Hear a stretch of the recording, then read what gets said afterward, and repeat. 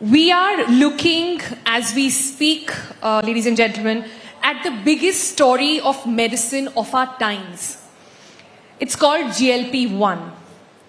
We're looking at the fastest growth in a pharma industry, thanks to, again, GLP-1.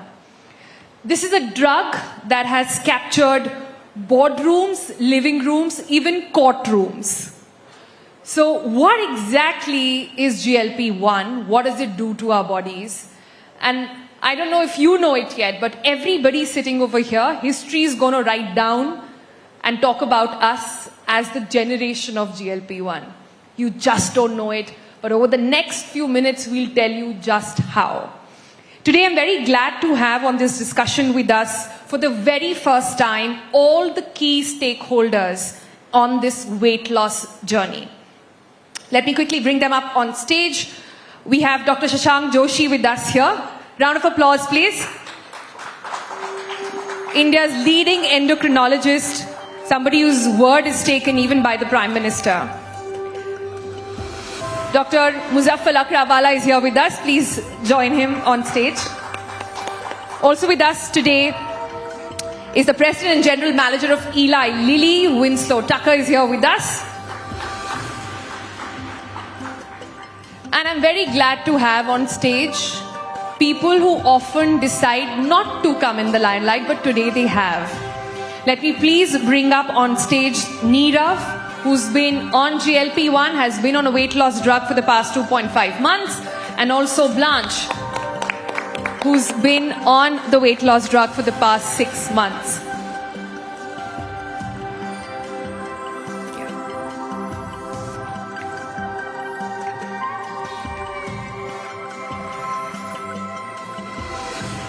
All right, so who do you see on stage? You see the doctors, you see the patients, and you also see the pharma company. And I'm so glad that for the first time, like I said, we have all the key stakeholders to share their story, share their struggles, and also tell us what the future is going to look like with weight loss drugs. Let me give the first word to the doctors here. Dr. Shashank Joshi, what I said in the beginning, that we don't know it yet, but we are the GLP-1 generation. Is that an exaggeration? Or do you think this weight loss drugs across the globe have done something which we haven't seen in the pharma industry, in the world of medicine, in decades ago? First of all, congratulations to India Today and Sonal you for putting people living with obesity on spotlight. And I think it won't be wrong to say that this is a generation where there are solutions for weight loss available. So I think that would be a more apt term. And we are an affluent society. 21st century is the next generation, the Gen Zs of the world. And with affluence, the price we pay is too much of food and too little activity. Yeah. And because of that, now at least we have a solution.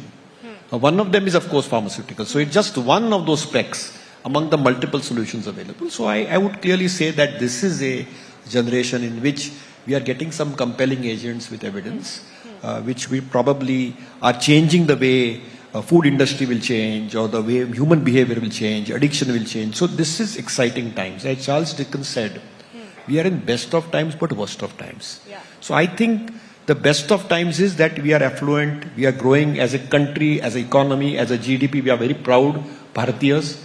At the same time, the price we are paying is health.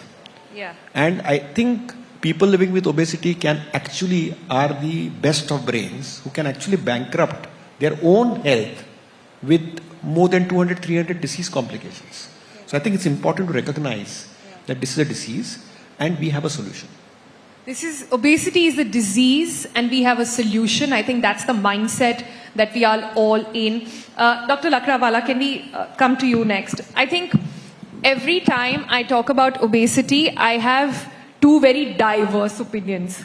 I think it was you, or was it Dr. Joshi, who told me a little earlier, that every second person in your clinic today is asking for it, but we're not quite sure if every second person asking for it is perhaps the one who doesn't need it, and the ones who need it are not sure if they want it. So we are in this very peculiar time when it comes to weight loss drugs. So can I, just for the benefit of our audience, understand this first? Who do you think weight loss drugs today are for? Who is it for? So we are in a very, being a surgeon, I can tell you, this is the first time ever in history. And that's why I love the way you say we are living in a GLP-1 generation. For the first time in history, we've got a drug which is powerful enough to treat obesity as a disease. We've never had a drug. Okay, the drugs that worked were banned over a period of time. For the first time, you've got surgery in a pill, or as close to it. Yeah. Right? Not a pill just yet. We'll talk to Winslow about that in a bit. So I think that because of the effectiveness of this drug on all the various things, like Shashank just said, obesity is a disease. Before, we always thought obesity came with type 2 diabetes, hypertension, dyslipidemia, gastroesophageal reflux disease, pancreatitis, infertility. Today we know that various cancers are linked with obesity. So if you can treat obesity, that's the best option. Yes. In terms of medical parlance, I can say anybody who's been struggling with obesity and failed with conventional methods like diet, exercise over a long period of time, or has lost weight and regained it all back, and it's not effective the second time, is probably an advocate for this or a right patient for this drug. Especially those who are diabetic, I think fit the bill right away.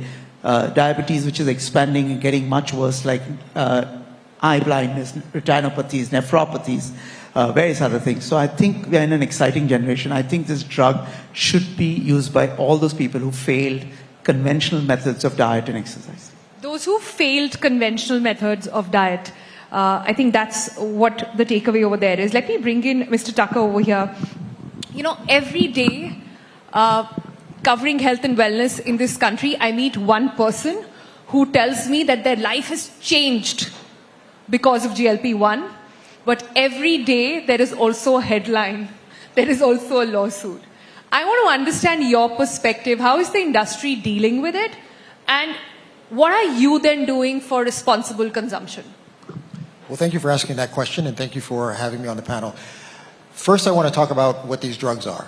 These are prescription medications that should be prescribed under the supervision of an endocrinologist or an internal medicine for someone who is obese or has diabetes. Full stop. So we do not promote this for cosmetic weight loss or anything else. When I hear challenges, what I would say is give two perspectives. One, I think this is a very interesting time in India right now to focus on health. We think about obesity. There was just an analysis in the Lancet that said there are 440 million people in India that are at risk for being obese. We know the consequences of obesity and diabetes. So as was said, GLP-1s have been prescribed around the world, and we know that they have a place along with diet, exercise, and lifestyle change. I think it's important to note that when you hear those numbers, we still know that obesity does not get the awareness, there's not the early diagnosis, and there's a stigma so patients don't actually reach out to physicians. And I think that's where we as a company believe.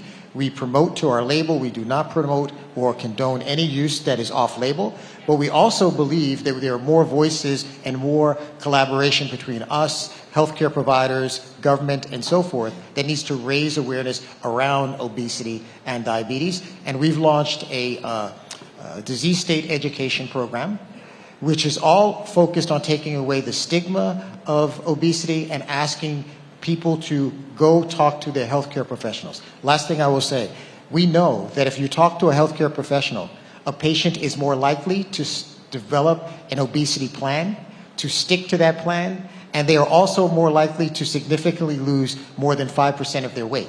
So we're all about responsible use of these medications, and to date, while these products are being used broadly, they're being used in a very small fraction of the patients who ultimately could benefit from them. But do we even understand obesity, Dr. Joshi, in India? So recently, UNICEF did a survey and said that for the first time in the history of the world and humankind, there are more obese people, or obese children in fact, compared to those who are malnourished. That's a crazy number. in a reality like that, do you think Indians understand obesity, or are we still saying khate peete ghar ka bachcha? So, I think that's a great cog. I think what we need to recognize is that we are thin fat Indians. Compared to Thin other. fat Indians. That's right. Okay. They can be elaborate that on that. Yeah, they can be as thin as me, but we store more fat because ancestrally for generations we used to have famines, and we were a fasting and a feasting country, and we used to have famines. So we developed something called as a thrifty genotype, and we started keeping that fat in our stomach so that we could use it during the time of a famine.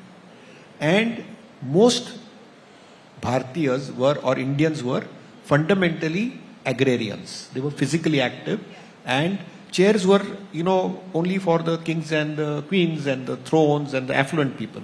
Sit on the floor, even something like a and sitting do a would lot of require. physical activity. Now, this thin fat Indians is actually called ABCD.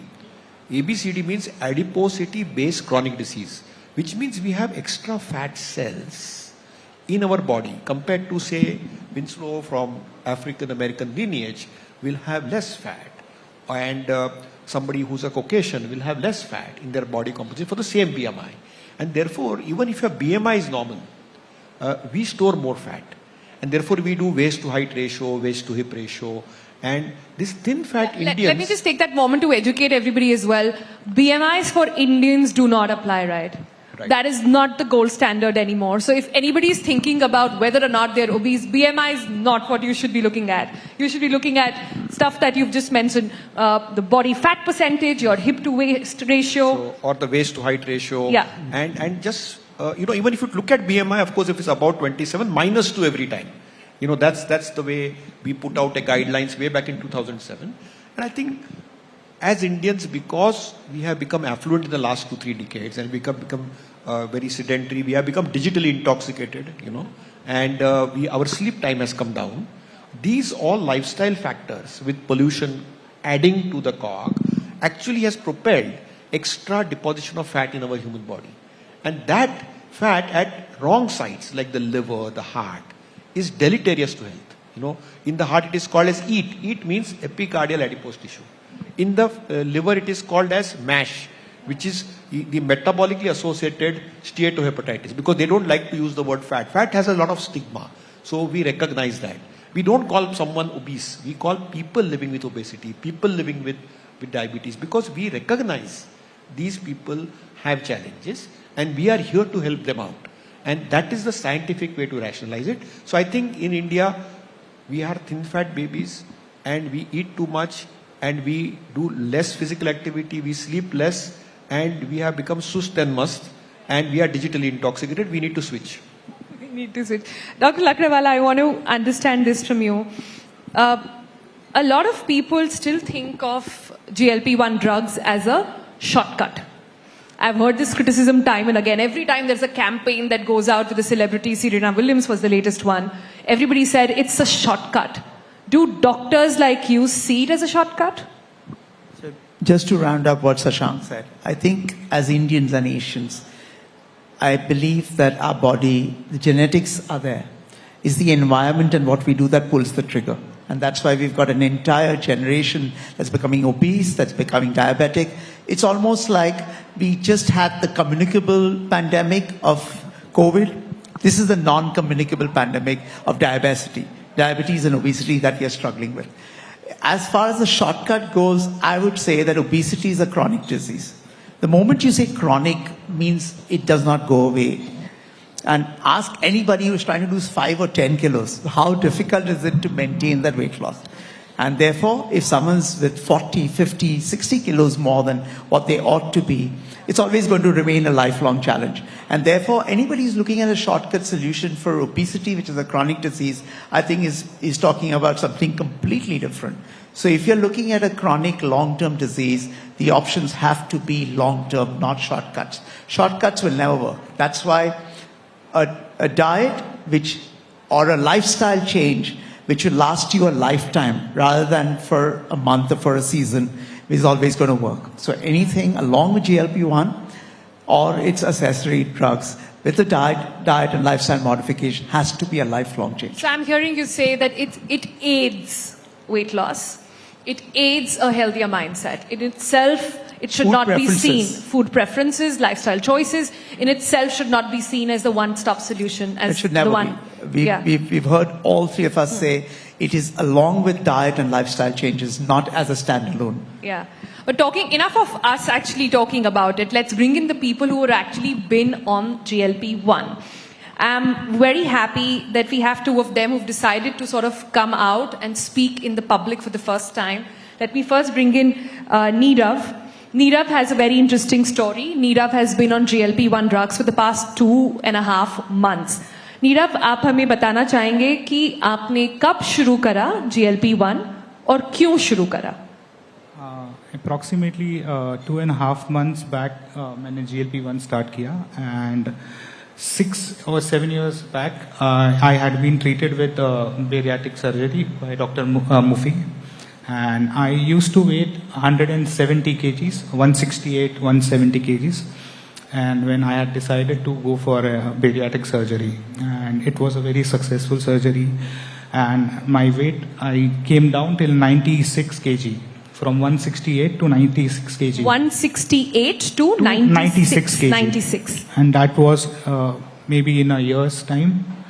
So after that, I had been instructed by doctor's team that I have to maintain the regime or exercise. But what happened that happiness and the confidence which came suddenly to me, you know, it's what we say. So I was living a very good life, 5 years, 6 years, there was no issues. But post that, again, you know, there was, the weight gain started, and it started, and from 96, I went to 114 kgs. Just 2.5 months back, I was 114 kgs, and today maybe I'm 102 or 3. So what happened that there was no motivation. Again, the weight gain started, and I was not feeling happy with my body, myself. Confidence was going down, down, down. So again, then I said that the God, after I have already mentioned on earth, after my parents, Dr. Mufi is my God. If he was not been there in my life, I would be not sitting here, and I would be on a photo frame, because I was operated before COVID. And if I would have not operated before COVID, I would have definitely died in COVID, because I was high diabetic. My HbA1c was 14 plus. I used to take hypertension tablets. Everything went after that. But now, after that, after 6 to 7 years, when I again started gaining weight, I thought I need to take a step and again come back to the normal weight. What changed when you started GLP-1? When I started GLP-1, I would say exactly after not even a week, even after just a second or third day of a GLP-1 first dose, my craving stopped completely. And craving stopped completely for junk foods, basically. मतलब जो खाना हमारे लिए सही नहीं होता है, उसी की craving बंद हुई. Normal food के लिए craving बंद नहीं हुई. So I saw the change in third day or fourth day of my first GLP-1 dose. Then again, it is what doctor also mentioned, that this is a prescribed medicine, and you have to consult your doctor. If you are fit, then only they will prescribe you to take this. So continuously, sir's team is connected with me and keeping track of my food intake, exercise, and everything. So first week, I saw the sudden change. But Nirav, can I ask you this? Yeah. You do know that when you stop taking the drug, those cravings will come back. I know. That's how it's designed. Definitely. So you know that, right? I know it very well. So do you have an exit strategy, like? I have my exit strategy, because I'll tell you from last 2 months what changes I've seen in myself. The entire motivation, everything which I had lost, it came back suddenly into me. I have started hitting the gym. I make sure if I'm busy all day, I make sure that when I go home, I hit the gym. I give my 1 hour to myself, because I know there is what you said. there is a point of time where I will have to exit this thing, and once I exit, then I'll jump back again. So I don't want to go that. Yeah. But this GLP-1 has helped me a lot in getting back my motivation and the strength, and again the confidence back. And definitely I'll keep the huge round on. of applause, please. That's quite a journey, and it takes a lot of courage to come out and to actually speak about it. So special thank you to Neera, which brings me to Blanche as well. Blanche has been at it for 6 months. She was very reluctant, and when I spoke with her before, she said, the challenge with GLP-1 reporting is that I know that even in this room, I know the people who are on it, but they don't want to talk about it. That's another mindset that I will touch upon in just a bit. But Blanche, you spoke, you've chosen to speak about this, right? Tell me why, what changed? Okay, so I started this GLP-1 drug on the 5th of April, and it's 6 months since then. I had a smooth, great and wonderful journey. I started this because, walking had become so difficult, so painful, and I had a very bad back to add to it. My medical reports were bad, not good at all. My HbA1c was around 6.4, cholesterol borderline high, and I was miserable. Every day I looked at myself, I said, how much can I go? I'm bursting, it was like death for me now, next. So I had to do something. I've tried all kinds of weight loss programs. I've done almost everything. In some cases, I did lose 8, maybe a few kgs, but it all came back. There I had to make that effort on my own. Everything was on my own. But in this journey now with GLP-1, I have the backing of this drug, and I know that it slows down your digestion, so you feel less hungry. We're actually not sure if it actually slows down your digestion or what happens. I'll come to that in a bit, but clearly you're not feeling as hungry, and you've dropped quite a few kgs since then. Yes, I have lost 18 kgs in the past 6 months. 18 in 6 months? Yes. I felt like I could have lost more, but I have not been such a good person following exactly everything to the T. Maybe around 70% only of what I was told to do. But I have a great team backing me with Dr. Mufi and his team. So I have a dedicated clinical nutritionist, Kathy. So she's always there guiding me, supervising my journey, and helping me through it. Sure. So that's great. Let me bring in Mr. Thakur again on this one. So when I speak to people like Neerav, I speak to Blanche, I often think of it as these drugs at the moment are not perhaps for everyone.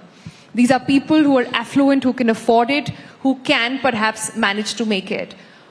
If this has to be a movement, and we've spoken about it earlier, what can the industry do to make it more affordable? Because obesity, like I said, even with the UNICEF report, it's not the problem of the rich. It's not a Sobo problem or a South Delhi problem anymore. It needs to go everywhere. So I would answer that in 2 ways.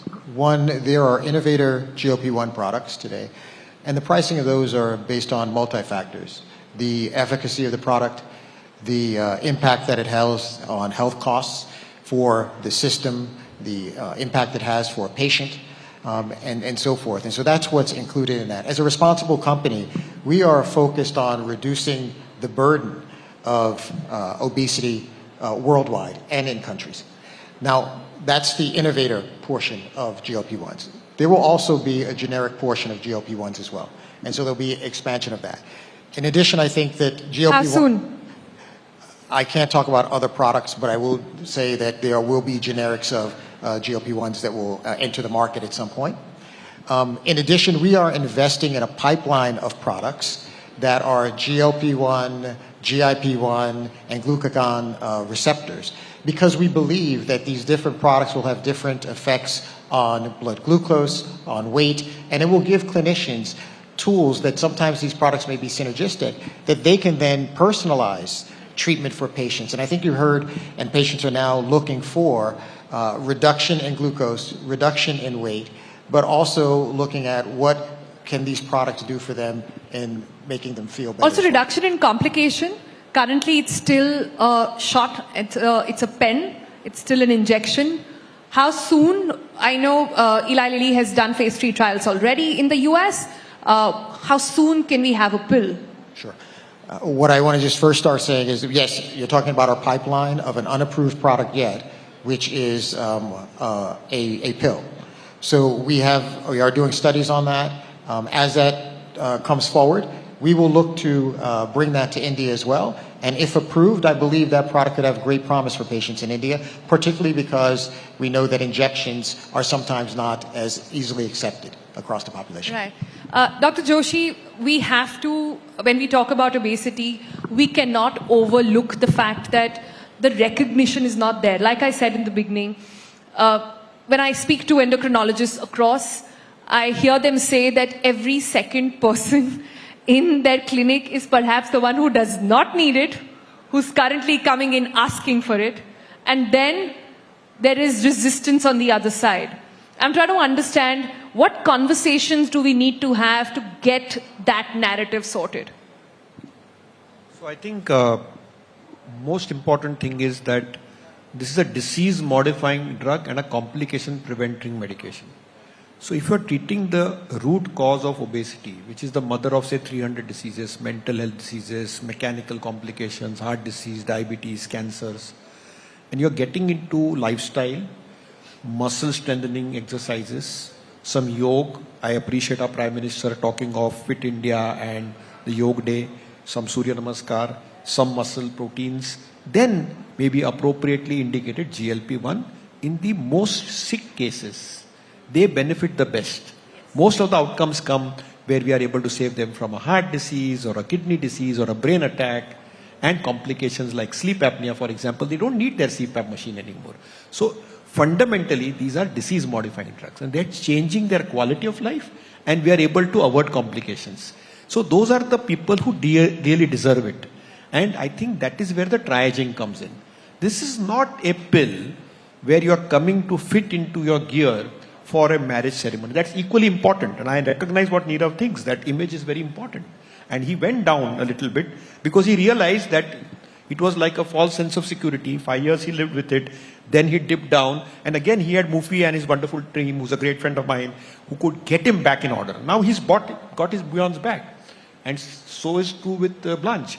So I think it's important to recognize that the most sick people deserve it the most. So we need to triage it. Secondly, the cost of healthcare is not in the medicine. The cost of healthcare is in the complications. If you have to go for a dialysis or for an angioplasty or for a bypass surgery, that is where the burden of the disease is. And therefore, I personally feel that yes, we want it to be affordable, accessible to every person on planet Earth. There is no two ways about it. But at the same time, if you have to triage it, we have to give it to the people who deserve it the most. And which is why we have a regulator, we have a regulatory oversight, and people whose BMI is about 27, they either have a high cardiovascular risk or have some diabetes. Are you worried about overdose, especially when the generics kick in, when the patent lives towards the starting of next year? As you very rightly said, people who deserve it the most often are not in our clinics, and people are there for the wrong reasons. And I think if somebody is 65 kilograms and wants to become 50 kilograms, they are depriving a person who probably is like a Blanche or like Nirav. So I think it's important to recognize that if it is available for everybody, probably we'll have to still triage it. And it is a medical drug. It is not an over-the-counter medication as it is made out to be. And it is not something which can be given, because every drug which works has effects and side effects. Correct. They need a monitoring. We need to sieve them out, that there are no gallstones, there is no history of pancreatitis, they are eligible for the drug, they are not likely to get complications. And this is just a starter. You still need to do lifestyle, you still need to build your muscle, you still need to take your protein on board. So I think it is important to recognize that. Yeah. Dr. Lakhrawala, we cannot talk about weight loss and not look at the lawsuits which have been filed. Pharma industry is seeing its biggest spike because of GLP-1. It's also facing its biggest lawsuit in history because of GLP-1. So regarding the cases which have been filed, which have about 1,200 litigants, there are cases of blindness, of severe pancreatic issues, of other GI issues as well. How worried should we be about that, and why are they cropping if you think this is really doing the work? Anytime you use a therapy in medicine, it has to be carefully planned. There are phase 1, phase 2, phase 3 trials. This drug has now got into public use, where everybody's using it.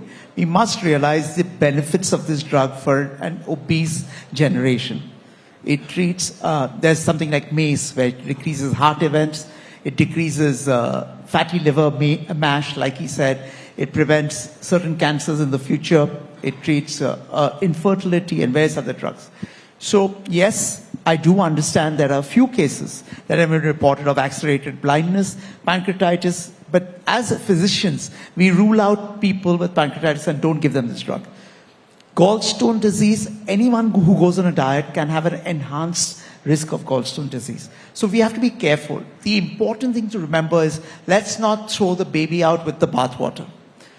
This is a very effective drug. For the first time, we've got a molecule that really works for an entire disease spectrum of obesity. Let's not get waylaid by these few accelerated reports and keep it there. Okay, quick last word then, Mr. Tucker. If 2025 was the year of introduction of weight loss drugs, 26 perhaps is set to be the takeover, where the pills are going to be available, it will be much cheaper, a lot of other brands will get in as well. What is your hope that GLP-1 will do to India and the world? I'm going to speak about India. I can tell you in the world, we are seeing these products be used globally, and because there's more of awareness, we're seeing them be uptake more by physicians and appropriately by patients. In India, we have a lot more work to do to take away the stigma. I would like 26 to be the year in which patients take action by going to see healthcare professionals, and if diet, exercise, and medication is indicated, that they appropriately get access. All right, on that note, we live in very exciting times. We are the GLP-1 generation, but we've got to be careful. Please listen to your doctor. Please do not self-prescribe. And also, meanwhile, kudos to the scientists who actually have done this miracle. We can't wait to see what GLP-1 does to the rest of the globe as well. Thank you all for joining us on this very, very wholesome discussion. It's so nice to have the industry, the doctors, the patients, all of them together talk about it. Thank you very, very much.